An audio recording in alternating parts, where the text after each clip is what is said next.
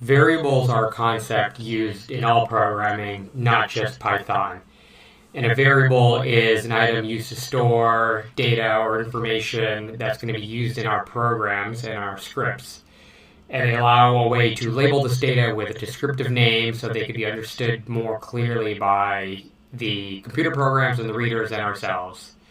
You can think of variables as a container to store a value, whether it's an integer or a text or a float or any other kind of pieces of information, and then be able to use throughout the program. So let's open up our Jupyter notebooks again and create a few variables, similar to how we did when we were walking through creating our first notebook. So I've here opened up Jupyter notebooks, and we're going to navigate to Documents, and we're going to navigate to Python Training, and we're going to go ahead and kind of create a new Python 3 script.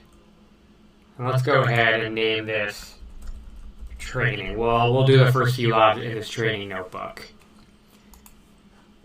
So similar to before, we saw a variable, and in Python, it's really easy to create a variable. You could call it what you want and say A, and just equal to 5. You don't need a semicolon, you don't need to end this line of code, that's all it takes. In other programming languages, sometimes you'll have to put the word var, you'll have to specify if this is a string, but in Python it is very dynamic, you don't need to do that. All you have to do is A is equal to 5. Now we can print the value of A, and you'll see that A is now stored the value of 5. You could then reassign that variable, A is equal to 7, and then we can print A, and A is equal to 7. So you could think of the variable as a container. It doesn't even need to just be a number. It could be a string here, so we'll make it equal to test. We print A, and again, the value of test shows up.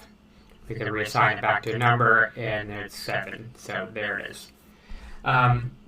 When naming variables in Python, there are some rules that need to be followed. And essentially, you cannot have spaces in names. So let's say this was a variable name is equal to 5. That works, but if you were to have a space in here, that would not work. You can't have spaces in your names, but you can have an underscore.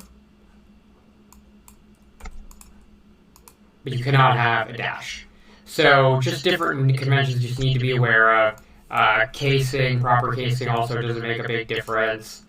But again, things like spacing, dashes will throw off your variables. Also, if you put in a comma, it kind of messes with the string function, so you can't do that either. An apostrophe, not a comma.